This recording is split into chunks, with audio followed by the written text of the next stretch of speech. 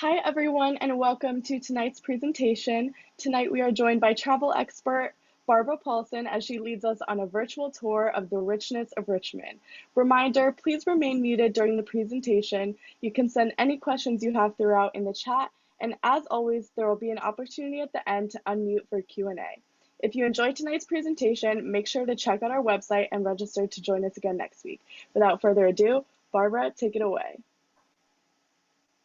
Thank you so much, Dottie, and I'm really pleased to be here tonight, and hopefully I will be with you for the rest of this 45 minutes. And my apologies for the technical hiccup last time and the disruption that caused, but I think we're back on track. I've tested the technology here again, and hopefully we'll be able to get through this without any hiccups. But I do want to tell you a little bit about Richmond, which is a place I love to visit. I get there several times a year. I just so enjoy the area, and there's a lot to see and do here along the James River. You can see in the photograph, they have really good food, lots of green space, and lots of history. There's, like I said, a lot to see and do here. And if you need to, you can do a couple of things in just a day if you're pressed for time, or stay a few days, several days. I'm more than happy to do a week or more in Richmond. I can fill my time easily.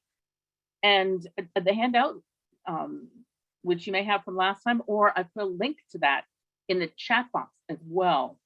The handout has some information and links about some of the things I'll be talking about tonight and more, because I have done this presentation before for a little bit longer period of time. I've tailored it for this specific evening, and I didn't want to leave out any of the links that might be interest of you, but we might not be covering tonight. So handout has a little bit more on it than we'll be covering, but hopefully you'll find it helpful at some point in the future. And let us know in the chat box if you didn't get the handout or have trouble downloading it, and we'll try to make sure that you get one. And again, feel free to use that chat box for your questions, or jot them down on an old-fashioned piece of paper, and we'll talk about them at the end. But before I get into some specifics about the great fun stuff in Richmond, let's talk a little bit about getting there. As you can see from the map on the right, excuse me, there's a little message here. As you can see from the map on the right, theoretically, you can get there in non-rush hour traffic in a little bit more than 2.5 hours from Poolsville. However, this can be highly variable. That I-95 is going south and leaving from Richmond and coming north is just brutal. It's just brutal. And one accident, and like the governor of Virginia at that bad accident this winter, he was there for, I think, 12, 18 hours, something crazy like that. Highly variable, but generally you can bank on it being 2.5 to 3 hours. To avoid any, or to minimize your risk of travel hiccups, I recommend you go during the middle of the week and the middle of the day if you can. And you know, it can be a really rough trip in the summertime as well. So again, plan accordingly. Middle of the week, middle of the day goes a little bit smoother. And if you can, come back in the evening, come back to the DC area, maybe have a nice dinner in Richmond, and drive back, you know, leave the Richmond area, you know, 7 o'clock at night or so, and miss a lot of the traffic coming home. But still, it can be a dicey proposition. Bring your patients on that trip, but it's well worth it. You can also try this route over on 301. It's a little bit longer. You can see, you know, 3 hours and 28 minutes, a little bit more reliable and quite a bit more scenic, but it is some parts that are barely 2 lanes, and it is a road less traveled, but a good option as well. Once you're there, you'll find Richmond is a really drivable city. The streets and highways are well marked. There's no more than the usual of one-way streets or other driving hassles. And the older, wealthier neighborhoods along the major boulevards are just delightful to drive around, particularly this time of year when everything is in bloom. It's really lovely. The azaleas are doing their thing. Tulips, of course, a little bit gone by further south, but lots of beauty to be had. As regards parking, no city truly has plentiful parking, but I've never had a problem finding a convenient spot. And I don't mean finding a spot. I mean something that's reasonable and convenient. And that's tough for me because I couldn't even parallel park a skateboard. I have to have a parking garage or nice diagonal parking. I, I, I'm very limited in my parking skills. If you had to parallel park to get a driver's license in the state of Maryland, I would still be taking the bus because I just not in my skill set. But if you do prefer the buses, once you're there, the local bus system called the Pulse covers the downtown area really very well. That's kind of a loop map there at the bottom as well, and it goes quite far out into the burbs as well. The well-designed routes include several that go through the clear areas, and there's a lot of express routes during rush hour that can get you from point A to point B. But I really just love walking. And as I mentioned earlier, Richmond is a really walkable city. It's very flat. It's kind of in a coastal, it's right on the James River. It's not cut into a deep valley. It's really a walkable city, and mostly flat with some really fascinating, distinctive neighborhoods. So it's not surprising that there are many walking tours on offer, plus some themed tours such as ghost tours, mural tours. Richmond is famous for local artists' outdoor murals, food and beverage related tours, and of course, history related tours, which I always love. And I've listed some links to those in your handout as well. Now, the title of this course is The Richness of Richmond, History, Culture, and Dining. So let's start first with a little bit of the history. You're in the South, so you can't sit and not hit the Civil War Museum. There are several in the Richmond area alone, and 3 that fly under the banner of some flavor of the phrase American Civil War Museum. But the one that I think is really the best is the one at Cherrytown Ironworks. It's important to remember that little trick. You're looking for the one at the Cherrytown Ironworks. The reason why I specifically like this one is that I think it is the best interpretation of the Civil War. I've never seen it done this way. They presented from 3 perspectives. All the key events and themes that they have are based on 3 perspectives, and you can see that in their logo in the upper right hand corner.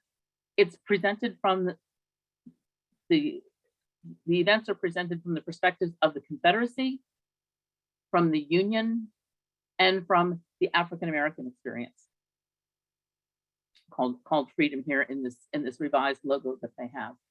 And it's that breadth of perspectives really gives you a well-rounded experience. It's not just one thing or just another. I really value what they offer.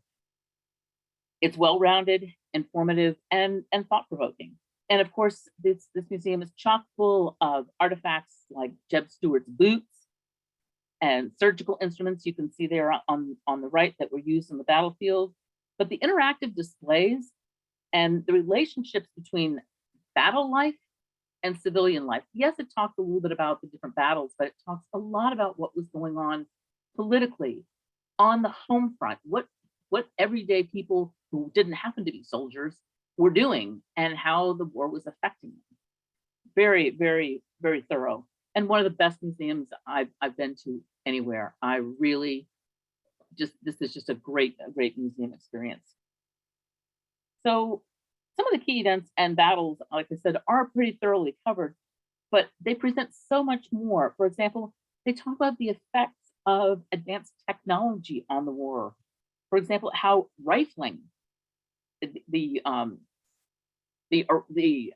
carving into of the innards of a rifle that significantly increased the distance and the accuracy of bullets. Well, sadly, it made them more effective, but that's what war is all about. And how the telegraph improved communications between the field generals and headquarters in DC or Richmond, wherever it happened to be, and the impact of the rise of printing and newspapers and publicity about the issues and activities of the war. Oh, and there's plenty of variety in the audio and visual presentations as well. Lots of interactive displays to allow you to explore in more depth. You can spend as little or as much time as you want to exploring some of the stories there. And its location is also very historic and scenic. It's right on the James River waterfront on a historically repurposed site where over half of the Confederate Army's artillery was manufactured at these Cherrytown ironworks. The water wheel that supplied power to the ironworks is still running today, has that steady rhythm.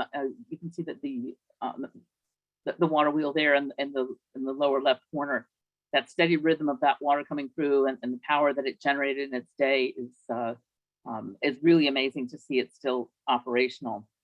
And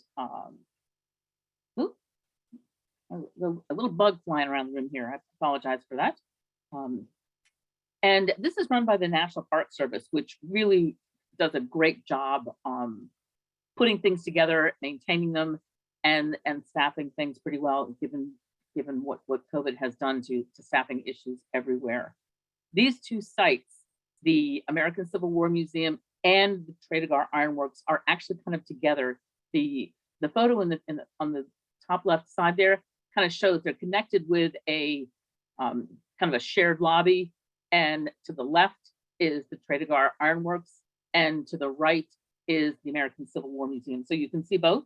I recommend doing the Civil War history part first, because it's a little heavier and a little more thought-provoking, and kind of occupies your mind a little bit more, and then seeing more artifacts and simplicity with the ironworks separate. But that's just my preference here. And oh, by the way, and the Cherrytown Ironworks continued to produce weaponry and artillery, and also many commercial ironwork products there well after the Civil War, and even produced munitions up through the Korean War. Very, very a key part of the economy there for decades. And now on to a little bit of culture. I highly recommend the Virginia Museum of Fine Arts. Now, I'm not sure most folks usually think of Richmond as a world-class hub for art, but they have a surprisingly comprehensive collection of works across geography, time periods, and media. There's lots of Asian works, ancient works, American works, impressionists, decorative arts. Their Art Nouveau collection is really amazing. Lots of Lalique and Tiffany work, photography, etc. And it's in the lower right-hand corner, you can see a Dale Chihuly installation there just outside of the cafe. I'm kind of a big fan of his glass work stuff. He's based out of the Tacoma, Washington area, and just really does some interesting work worldwide. So I always like to see that. The whole place is really just first class, which is not surprising because the Virginia Museum of Fine Arts is seeded with, and is still quite sustained by, Mellon money. So it's first class, but there's a reason for that. There's a lot of solid funding behind the scenes, and a lot of local support as well. But their greatest claim to fame is their collection of one of its claims to fame, I don't want to go overboard here, 280 Fabergé objects and other Russian decorative arts that are displayed in a stunning purpose-built series of rooms that allow you to see all sides of many of these objects, just as you kind of can see in the center, how you can walk all the way around, pardon me, around some of these Fabergé eggs, which are a really key part of their collection. And this area was closed and under redesign for many years, and opened up just a couple of years ago, and it's just marvelous how the attention to how the public can best experience these objects, get close to them, see around them, and enjoy them and appreciate them. The collection also includes not just the eggs, but such objects as, up in the right-hand corner, an agate egret. And again, those wonderful Imperial Fabergé Easter eggs. They have 52 of them, which is an amazing collection. I think there's only 2 other places in the world that have nearly that amount. One of them in Russia, and one of them here in our own backyard, downtown at, the name escapes me at the moment. There's a small house museum downtown. Oh, it'll come to me perhaps later. But let's take a closer look at some of these eggs. They were originally presented, this one in the lower right-hand corner was presented by Tsar Nicholas II to his wife, the Empress Alexandra Feodorovna, in 1912. Let's take a closer look at some of these items. Now, hopefully, this is where we fell off the rails technologically last time. Let's hope this goes smoothly. I did check it again at the beginning of the hour, but let's be sure. See how it goes.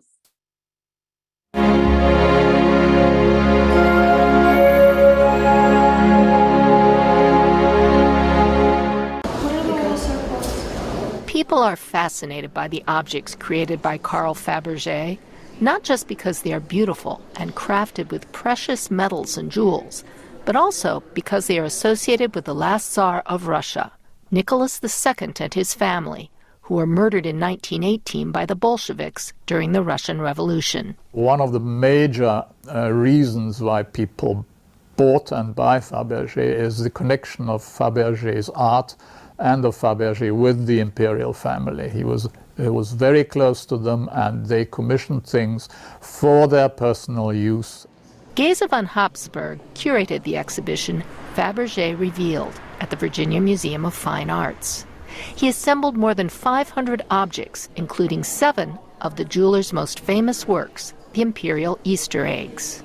Only 50 were ever created, 40 or 42 are known to exist, 7 are here all at the same time. Alex Nargis is director of the Virginia Museum of Fine Arts, which has 5 Imperial Easter eggs in its permanent collection. The eggs are miraculous, marvelous works of detail. They are not just works of art in terms of beauty, but they're mechanically precise. Each egg has movable parts and a surprise inside. The most precious are estimated to be worth $25 to $30 million. They were commissioned as Easter gifts beginning in 1885 by Alexander III for his wife. His son Nicholas II continued the tradition. This imperial egg is made of lapis lazuli and gold. Inside is a portrait of the Tsar's son, painted on ivory and framed by platinum and diamonds.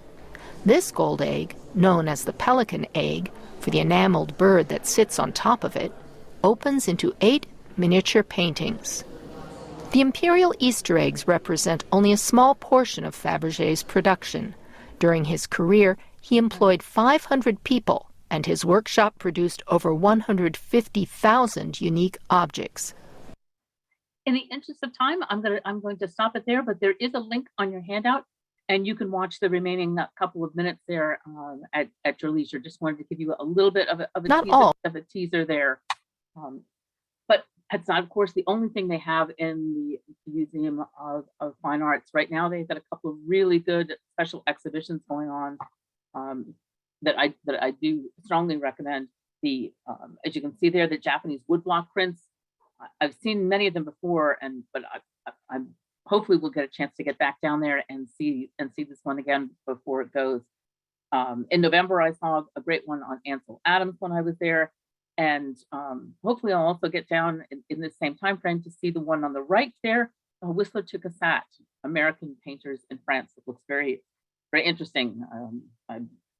Like many people, I'm a big fan of the Impressionists and her story in particular, and Whistler doesn't get a lot of airplay, so I'm looking forward to seeing those. And while you're in the area, while you're in the area, walk or drive a few blocks to this lovely restaurant in an 18th century home. Oh, no, I take that back. I take that back. I'm not going to tease you. This place does have a great food, but I was just checking a week or so ago. I always like to get down to Richmond, and I did notice that this location is closed, the one right close to the museum, but they do have a location a little bit further out of town. So food is still great, I understand. That hasn't lost any of its charm, but this location is no longer there. They pride themselves on being French with a Southern flair. That's their motto. And their service and their food is fabulous. The entree there on the right was my scallops doing a backstroke through a cream sauce. It was just lovely. And the friend that I was traveling with had the French style white cheddar grits. She loved them. They always use locally sourced fresh ingredients and serve local wines, which I always appreciate. And like I said, check out their Spoonbread Bistro Deux, Deux, on the edge of town. Richmond, as I mentioned earlier, is made of lots of neighborhoods that are quite distinct. And I'd like to introduce you to two of them, Kerrytown and Jackson Ward. Kerrytown has wonderful shopping and dining. There's no chain stores here. And the lone Starbucks, I believe, has been relegated to the farthest end of town. They just really, they live and breathe and focus on local. I really value that. Each block of this area offers something different. There's many unusual little shops, great restaurants in primarily a residential area. If you get off of the main drag through Kerrytown, one block, north or south, it's very residential and lovely, lovely homes. I like to walk through that area. One of the things that kind of it harkens for me is kind of what Frederick, Maryland used to be in its heyday. Sadly no longer is, but Kerrytown really flourishing. And one of my favorite shops is Mongrel, like a mongrel dog, but nothing like that inside. It's voted one of the top 3 Richmond gift shops, and they have a huge selection, very well curated, of cards and gifts, many of it on the snarky side, which kind of appeals to me. And you don't need another Hallmark card. You can get those anywhere. I like the ones that have just a little twist to them.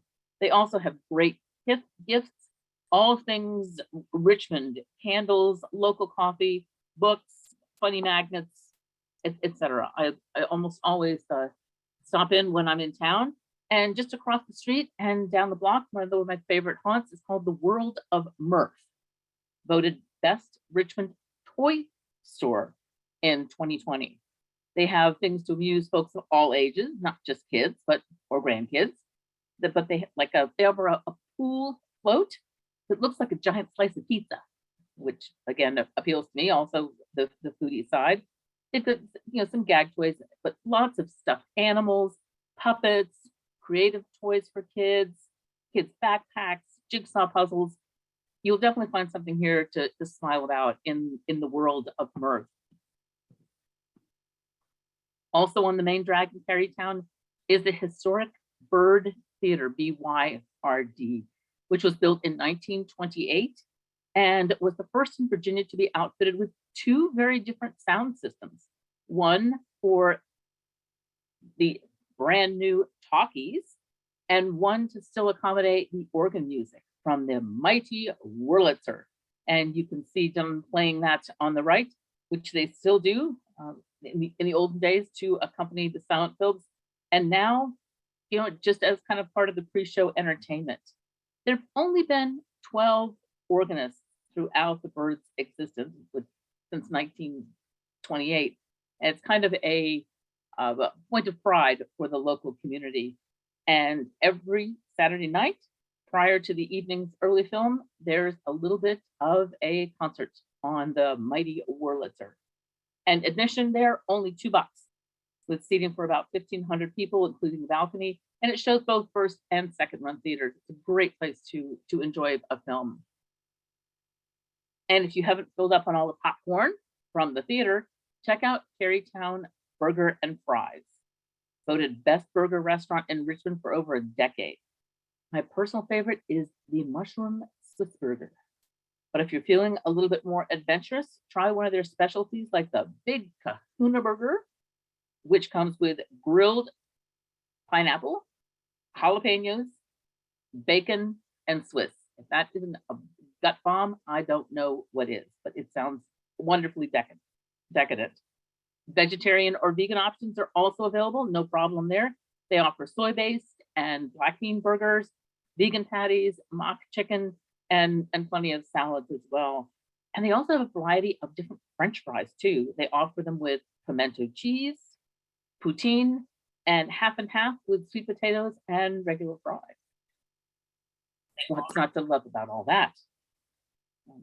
If you have any room left over, try Kerrytown Cupcakes. I love their very simple motto, eat more cupcakes. They have seasonal flavors and regular flavors like salted caramel and peanut butter blossom. And my personal favorite, just yellow cake with chocolate icing. I'm kind of a purist that way. All of this on the main drag in Kerrytown, which is about 10 blocks long, nice and flat. You can stroll it, you know. Great independent bookstore there too, Chop Suey. I enjoy there too. Lots of bike repair shops and local services there too that just give this a really local vibe.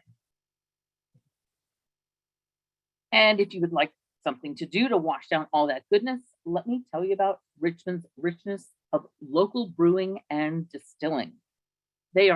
Richmond is nationally recognized as a destination for craft breweries. There's even a Richmond beer trail. There's a link to that in the handout too. And there's plenty of distilleries and wineries. But I want to specifically highlight the Bluebee Cider Company. They make ciders from rare and heirloom Virginia apples prized for their tannin, acidity, and flavor. Many of these varieties of apples are no longer generally commercially available anymore. Many varieties used for the ciders come from nearly extinct varieties that were largely tapped out during Prohibition. But now they're thriving in limited quantities, and they use them a lot in this wonderful Bluebee cider. They have lots of different cider styles, kind of hopped, smoky, fruit infused, and more. They range from bone dry to semi-sweet, and most are kind of semi-sparkling. I like there's one called Aragon 198 or some. It's a year number in there, but it's a very distinctive title. It's got a year in the title, and I believe the word is Aragon. I always pick up a bottle of that. It's like a very slightly fruity Chardonnay, really refreshing, chilled in the summertime. It's very, very tasty. And not only does Bluebee make a walloping tasty cider, I really appreciate their partnerships with local nonprofits that focus on urban agriculture, horticulture, and community development in their immediate neighborhood, which is a revitalized area of Scott's Addition, which has been kind of a rough and tumble area. They offer at Bluebee Cider not too long tours and tastings. You can ask for Maddie in the tasting room. That's her on the right, tasting. Oh, here it is, Aragon 1904. I did have that in my notes. Yep, that's the one I get, Aragon 1904, which tastes, like I said, like just a little bit of a fizzy Chardonnay. I do recommend that too. And they also have a little bit of a cafe now, just offering a couple of sandwiches, very, very limited. And they offer some local cheeses that you can buy by the pound and artisanal cheeses, and just kind of expand a little bit. And I just always like to support that.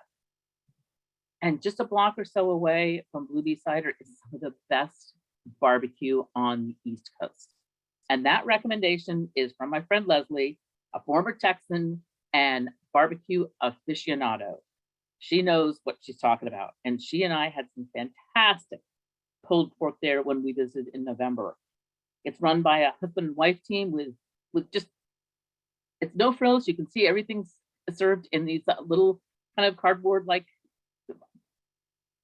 squarish bowls, and it all comes just put out on a big metal old-fashioned kind of cafeteria tray. No frills. They put their money into the food, the preparation, and it's just all made with a lot of love and a lot of smoke, and it is some goodness here. Not pictured in this photo, but what I do recommend are the green beans with bacon. Oh, yum, yum, yum, yum. But let's explore a little bit more in another neighborhood, Jackson Ward. One of my favorite things to do here in Richmond is to visit the Maggie L. Walker National Historic Site located at her house in Jackson Ward, which is one of the most prosperous African-American communities in the United States during the 1800s and early 1900s. It was home to many Black-owned insurance companies, retail businesses, theaters, nightclubs, hospitals, and churches. And Maggie Walker was one of the most impactful people in the community. She was a civil rights activist, teacher, and a businesswoman who dedicated her life to improving education, economy, and women's rights within the Richmond community, all accomplished amazingly at the height of Jim Crow segregation. One of her many accomplishments was starting the first Black woman-owned bank in 1903, which fueled much of the economic development in this area. She also started a weekly newspaper, which focused on local news, and radically for that time, it also focused a lot on civil rights activism. And this is in the turn of the century, early 1900s. She was very active, and she was very active, not just personally, but in spurring the community to more activism, including a phenomenally successful 2-year boycott of Richmond's segregated streetcar system that ultimately forced it into bankruptcy.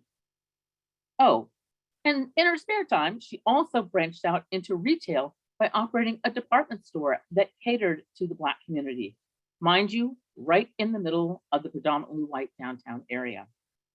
She really had a lot of chutzpah. Just nothing. She turned away from no challenge. In that retail store, she used exclusively African-American female employees, and she encouraged people to buy Black and featured brown-skinned mannequins. Again, very revolutionary for her time. Pretty brave stuff in the early 1900s and in the South, no less.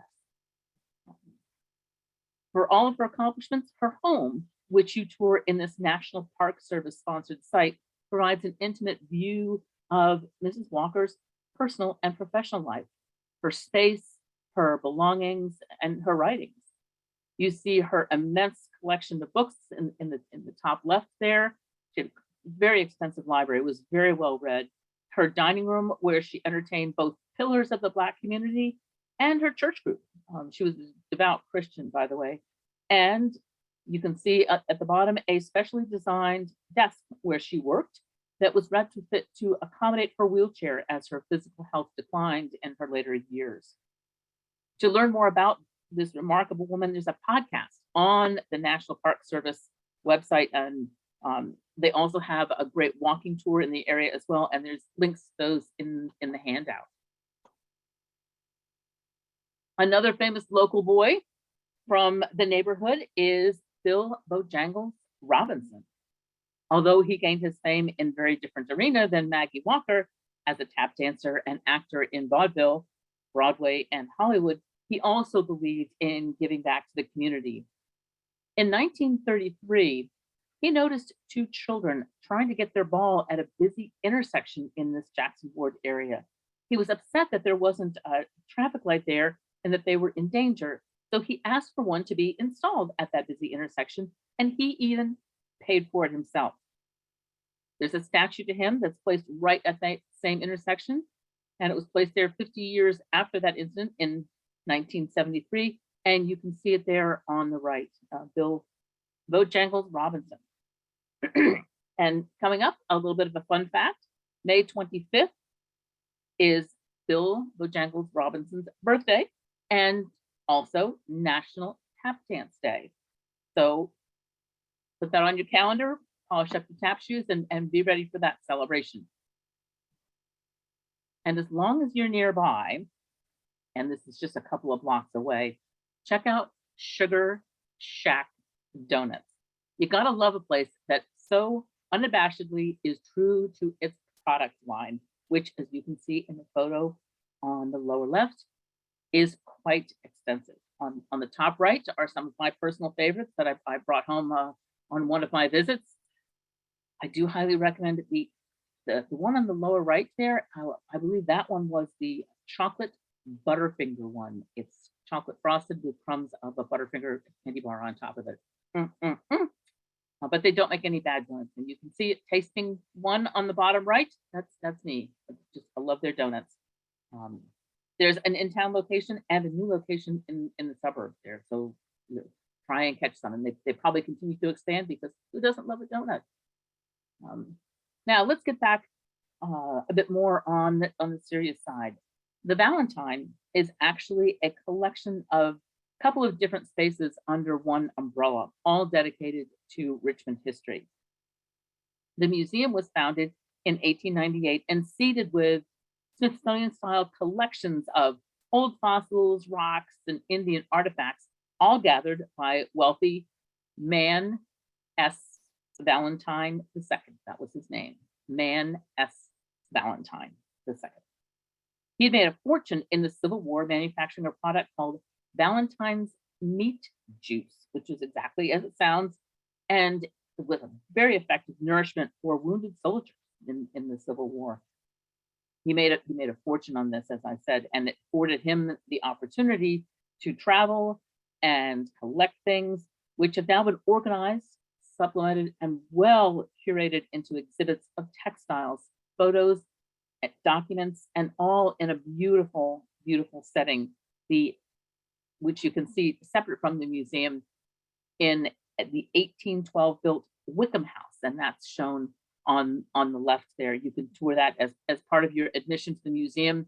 You see the museum, and then you can there's a connecting walkway that goes actually to this Wickham House with a great docent that points out some just really interesting facts. The primary permanent exhibit in the main part of the Valentine Museum is titled "This is Richmond," and it's displayed across several rooms and really has some interesting things to see there. And rather than just kind of yakking about it, let's take a look.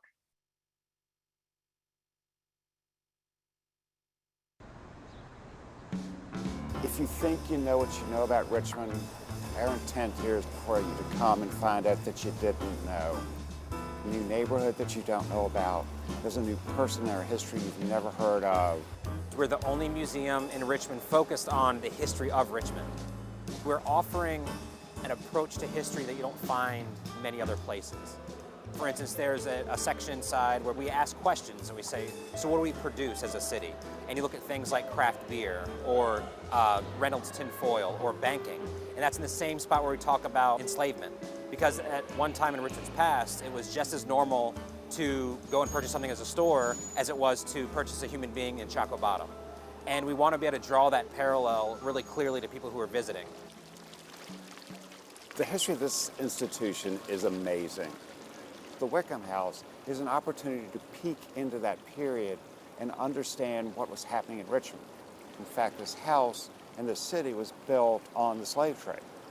That's part of the story that you can tell because that's when this house is around. And so it's not the regular story. It's a beautiful house. But if you put that extra lens on it and go, what was it like for the enslaved in this house? What was it like for Mrs. Wickham, who had 17 children? What does all of that look like? The Valentine really is encouraging these conversations that no one else is doing, and doing it with powerful objects that'll enable us to tell that story. Because we're one of the oldest museums in Richmond, we have a diverse collection, and we hope that people, when they come in, they'll see their stories reflected. The museum has been collecting since 1890. I hate to give you such a teaser there, but that's what it's going to need to be. Again, in your handout is the link, and you can listen to the rest of that. Oops. Oh.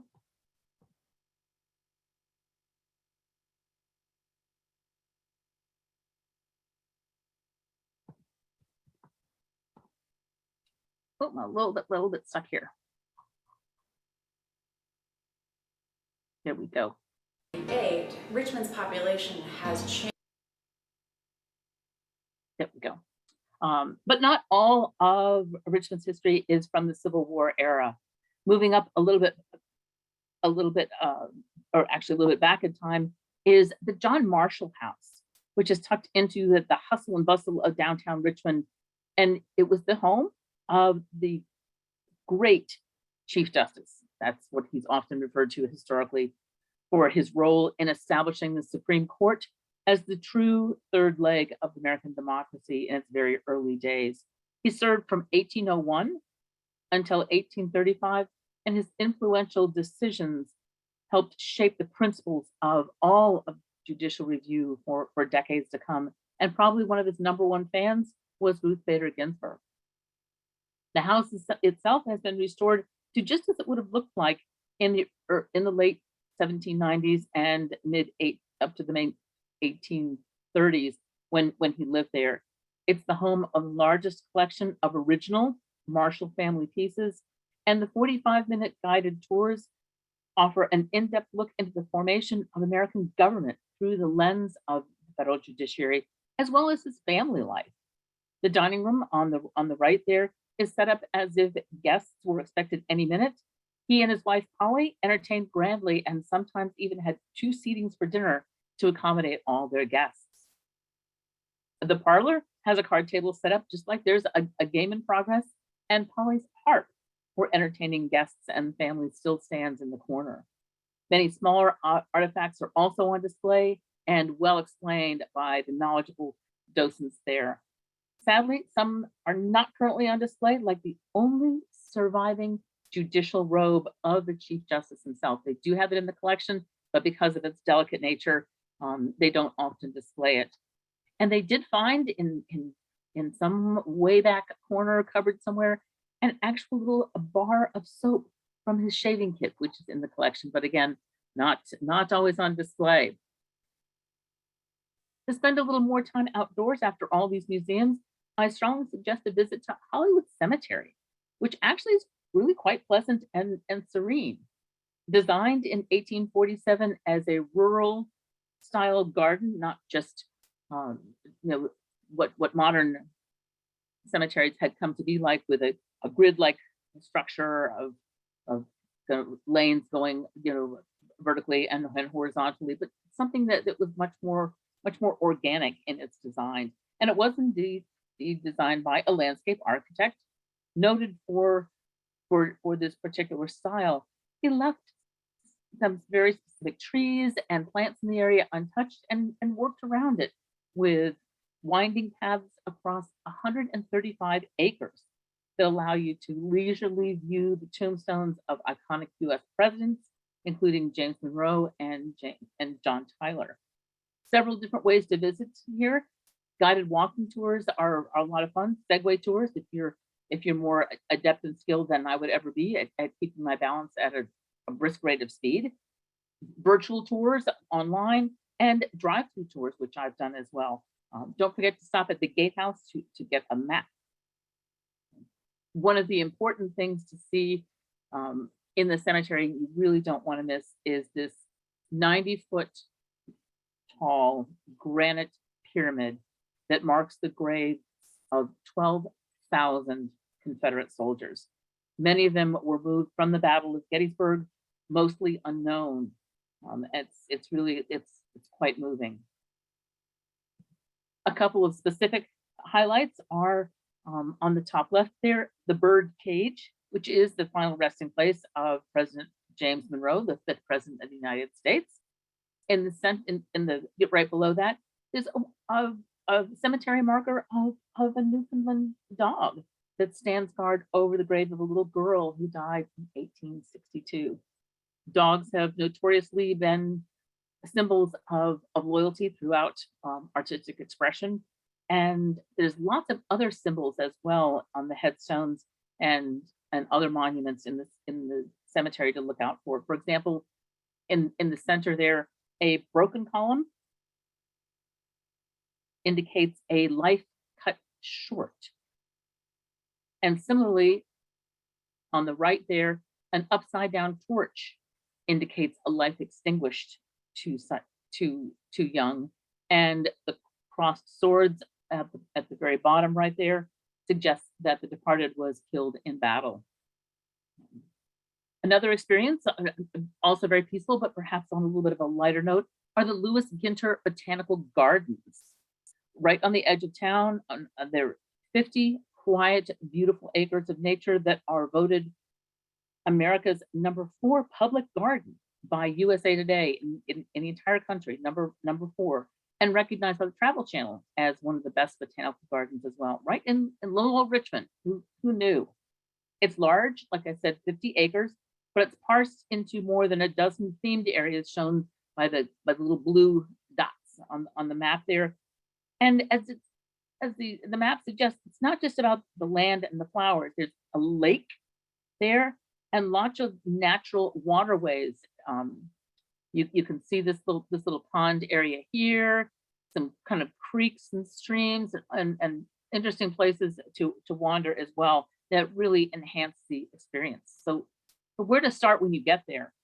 I would start with the conservatory shown on the top left, which is full of exotic orchids, as well as tamer native plants and raging poinsettias at the holidays.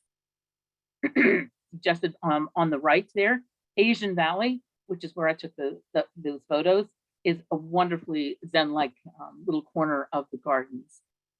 And one of the things I particularly find charming is the children's garden, where the kiddos or grand kiddos can dig in the dirt, learn about plants, and in the photograph below, climb up into a pardon me, a universally accessible treehouse. There are special ramps designed to make it universally accessible, but it's high up off the ground. It's kind of cool for little kids. And like I said, accessible for children, even in wheelchairs. Summer and spring, of course, the best times to go. The azaleas and the roses just go nuts. But the year-round design makes sure that there's something to please everyone at any time of the year. And you can also check their website to see what's in bloom now. They have a kind of a feature that's called What's in Bloom Now that you can see. Let's take just a quick peek at the rose garden.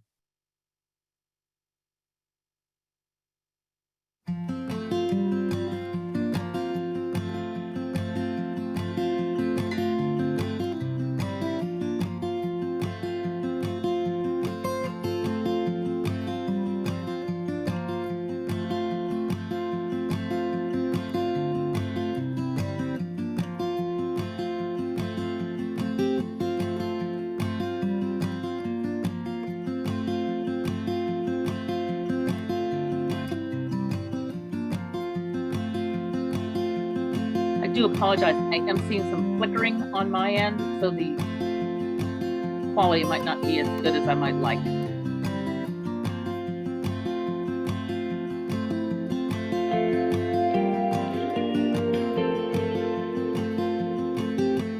You know, I don't want to lose the connection here, so I'm going to go ahead and stop. Did I lose anyone? Dottie, are we all still here? We're still here, and the quality looked great on my end. Oh, great, wonderful. Well, there was only a few more seconds left anyway, but I didn't want to chance it. But you could almost just smell those roses. I just love that. And just lastly, I want to mention here some seasonal events that might interest you. They have a lot of wonderful farmers markets there in Richmond that bring a lot of the local agriculture within easy reach of the city folks and visitors. And I've included a link to a couple of guides to farmers markets in the Richmond area, and some of the popular ones I've listed particularly here. The first one, south of the James, is recognized by USA Today as one of the top 10 in the country and has a food truck where they make cinnamon sugar donuts right on the spot. I make it a priority, but let me just, a quick update here. They've done some changing around. The south of the James Market is now on Sundays, south of the James. And they have lots of regular vendors there year round. One of them always has fresh eggs, and they do their own fresh sausage. I always get some of their sausage, but those donuts made right there on the spot are the bomb. And they do freeze well. If you do just by any chance get a little ahead of yourself there and over purchase more than you can actually eat in one sitting, but often they never make it home. And most of these are seasonal, usually March or April until October or November, but the lakeside one that's mentioned there, the last one listed Saturday and Sunday, is year round and partially enclosed. So I've run a little bit over. I do apologize for that, but I'd be interested in letting in hearing any questions that you have, and also letting you know of a couple of other opportunities to listen to some travel information through Oasis, where I also do some travel lectures. There's a couple of upcoming sessions, one on Amsterdam on June 17th, one on European travel planning tips, July 15th, and one on Charlottesville, Virginia, in August. So there's some information about that. Let's take a look at the chat room, see if we have any questions there. Hillwood, oh, thank you, Tookie. Yeah, thank you. Hillwood, that's the one. I appreciate that. It was right on the tip of my tongue, but I couldn't quite see it. That is the place where they have the wonderful Fabergé collection that the owner there, she was well connected with an ambassador's family, I believe, and was able to scoop up personally a lot of those items in Russia when they were doing some official and perhaps not so official duties when they were there. Let me stop sharing there and see if there are any other questions or comments. Anything from the field? Anyone want to raise their hand or unmute themselves and offer some feedback or comments? Marjorie Merriweather Post. Yes. Thank you. The heiress to the Post cereal fortune. I think her second husband was hooked up with the Foreign Service, the State Department there. Anybody not want to go to Richmond? I also wanted to point out, just for everyone who's interested in the handout, I sent it along after your reminder email tonight, and I also just put it in the chat again if you want to download it from there. If you have any problems downloading the handout, you can just email me at info@floresvilleseniors.org, and I'll attach it to an email there for you.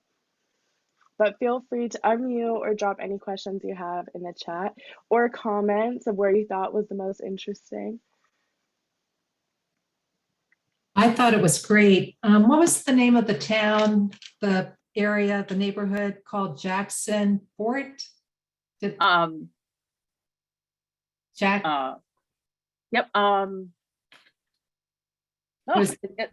Right after Kerrytown. Yep. It's not Jackson Heights. What is it? But Jackson would be the first word. I can find it from there. Yep.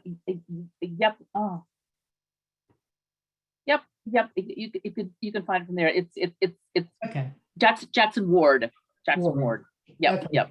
It's pretty clearly shown on a lot of the map areas. Also, lots of interesting stuff in the Fan district. One of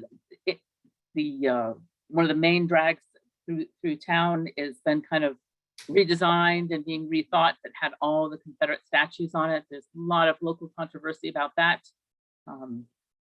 Lots of very good points on both sides there, but that used to be a point of tourism and not so much anymore. It's kind of difficult to see so many of these empty plinths as you drive through that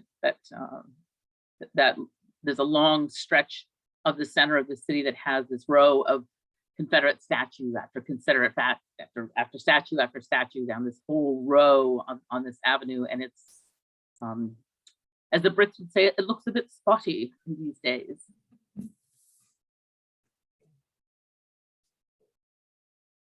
I thought it was really cool to hear a little bit more about Maggie Walker. I know I was telling you earlier that I'd mostly only visited Richmond to visit our relatives there, and my cousins who lived in Richmond actually all went to Maggie Walker High School, but I hadn't heard about her, learned more about her history. So I think that was cool. I'd definitely be interested in seeing her museum. She was one righteous broad. I gotta say, her life is fascinating, and her accomplishments relative to the times are just stunning. And the place is run by the National Park Service, which is, to me, it's one of the gold standards of museums and parks. They don't have infinite resources. They are a government agency, but they consistently do an excellent job. The employees, the staff, the docents, God help them, they're not in it for the money. They're in there because they have a passion for this work, and it just oozes out of them whenever I'm at a national park. I was just at one in Chicago that addressed the Pullman railroad cars were built in this kind of, at the time it was a suburb of Chicago, now technically in the city proper. And it was a park dedicated to this, what had been a company town that built Pullman railroad cars. Very interesting place. But National Park Service always does a great job, and they definitely do with the Maggie Walker site. But plenty. What's your favorite time of year to go? Spring with all the roses, or? Yep, I really like the spring. Once you get kind of dodge the people on spring break, right now is an excellent time to go. If you don't have any weekend plans, it's after, the graduations haven't quite started yet in some places, but do kind of look that out, because it's coming up the weekends that could be graduations, and there are a couple of colleges in that area, so that can be a little hard getting hotels. But if you go midweek, you're in like Flynn. And through the fall, I think I was down there for a funeral. I guess about 3 or 4 weeks ago now, and beautiful, just beautiful. And I went before that. I was there in November, which it doesn't get that cold down there. And if you can dodge little nippers in the school groups at the museums, you can really enjoy them during midweek. There's no crowds, and sadly, COVID is keeping a lot of the crowds down in a lot of these places. And do with any of these places, check their websites and call ahead. A lot of docents are volunteers, and many people are not quite as interested in volunteering. And a lot of museums, particularly on the off the beaten path, and some of these smaller places, are just so strapped to man their operations. Sometimes they have to close unexpectedly, or really limit what you can see because they just don't have the staff. It's tough. But go now. Once it gets into June, July, gets a little toasty around there. So I'd go now, or wait until after Labor Day. Any time in the fall is lovely. It's quite comfortable down there, like I say, through November. And even a lot of museums at Christmas time have wonderful, the Valentine has great community programs to build, like make wreaths that were of colonial times, and just do a lot of really interesting things. Right now, a lot of these museums are struggling for support. And to do that, they have to offer more programs. And they're getting very creative at doing that. Do you have a favorite hotel? No. I usually don't stay in the same area twice. I kind of like to explore it. And so far, I really haven't, as many times as I go, I haven't found a place that I, frankly, I really want to go back to. Okay. But the last place I was, I would not recommend it to anyone.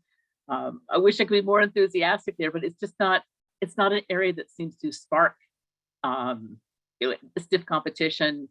Do your best, get in the location where you most want to be, and just go with a chain that's safe. There are a couple of really stunning luxury hotels right in the downtown area, particularly the Jefferson, which is really, really schwank, and treat yourself. As a friend of mine says, pointing to himself, who better? I would recommend that, but for anything other than a kind of a very, very special experience, they're all kind of competitive and all, in my experience, kind of mediocre, and really, again, struggling now with COVID. It's, I don't know if you've been in a lot of hotels lately. Like I said, I've had to travel for a couple of funerals up to Pittsburgh in February, and Richmond last month, and I just got back from Chicago as well. Hotels are struggling. You've got to call down to get a towel. If you're there for any time less than a week, often there is no housekeeping. You bag your own trash, you put it outside your door, and you text the front desk and say, pick it up. There's just the economics, and just all of the staffing issues have hit the hospitality and tourism industries phenomenally hard. So just that's the manage expectations portion of the program.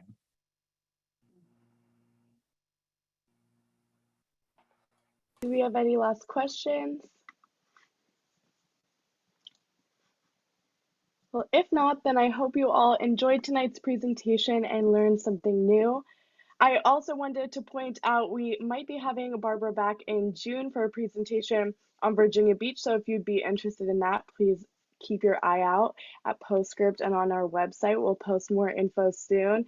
As always, if you think of any questions later, you can email us at info@poolesvilleseniors.org. And if you'd like to unmute or turn on your camera to say goodbye, now's the time. We'd like to thank Barbara for her presentation, as well as our ongoing sponsors and contributors that help us keep our programs going, because we love putting them on for you. If you enjoyed tonight's program, please consider joining us for more upcoming events. We'll be back this time next week with Kenny Scholl's May Historic Properties lecture. And as always, you can go to our website, poolesvilleseniors.org, for more info and registration for all of our events. Thank you all so much for joining us tonight, and have a great evening. Thank you, Thanks, everyone. Barbara. Thanks a million. It was That was fun. wonderful. Thank you, everyone. Really good.